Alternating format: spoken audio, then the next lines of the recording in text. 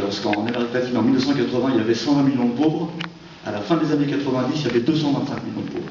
C'est-à-dire que cette région du monde a réussi la performance de doubler la pauvreté en 20 ans, le régime néolibéral. Souvenez-vous qu'à l'époque, si vous êtes là, j'imagine que vous vous intéressez à l'Amérique latine, il n'y avait que des gouvernements de droite en Amérique latine, à part le vieux sorcier des Caraïbes, Fidel Castro, dans son livre à Cuba. Mais c'était tout. Le Venezuela n'a pas échappé à cette malédiction, bien que ce soit un pays riche. Le Venezuela est un pays exportateur de pétrole. Dans les années 70, on a eu un premier choc pétrolier, et on appelait à l'époque le Venezuela saoudite. C'est l'époque où la bourgeoisie, et c'est pas une image de journaliste, la bourgeoisie de Caracas, du Venezuela, allait faire ses emplettes le week-end à minuit. C'est l'époque où on prétendait, je pense que c'est vrai, que le Vénézuélien était le plus gros consommateur de Johnny Walker, le whisky. Bon.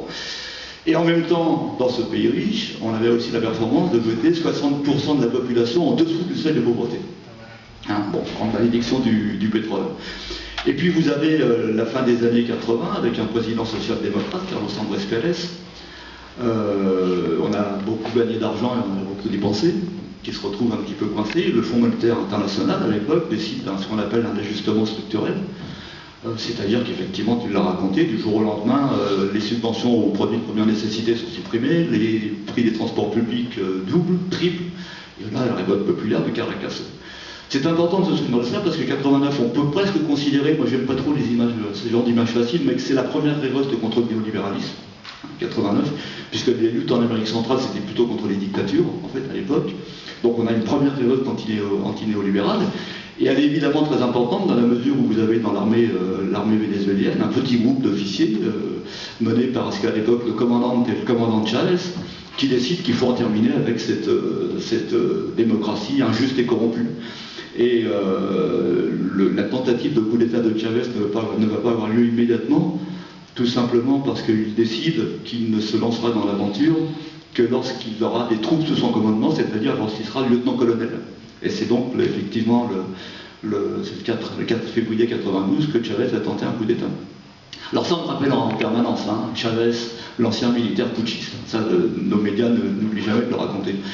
De sorte que lorsque nous nous sommes élevés contre la tentative de coup d'État contre Chavez le 11 avril 2002, régulièrement on nous dit, oui mais attendez, alors vous avez appuyé le coup d'État de Chavez en 92 et vous condamnez celui contre Chavez en 2002. C'est pas très logique. C'est pas tout à fait la même chose.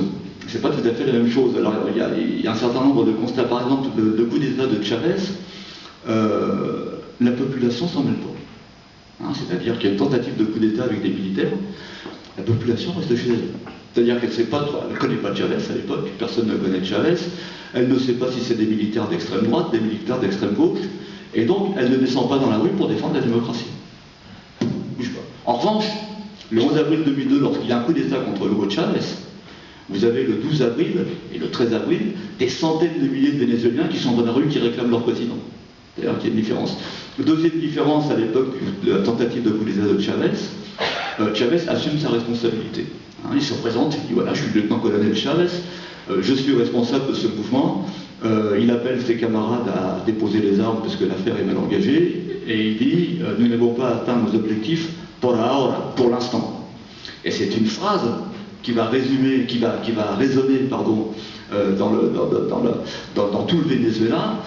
Et assez paradoxalement, à l'occasion de cette tentative de coup d'État, Chavez devient l'homme le plus populaire du pays. C'est pas tout à fait la même chose ce qui est passé en 2002. En 2002, personne n'a assumé le coup d'État, y compris aujourd'hui encore. À Caracas, on vous jure qu'il n'y a pas eu de coup d'État le 11 avril 2002. C'est-à-dire que le patron des patrons a pris le pouvoir. Le patron des patrons, c'est pas Carmona. Voilà, Carmona. En fait, il est passé devant le palais présidentiel, il y avait de la lumière, il n'y avait personne, il est rentré pour rendre service. Bon.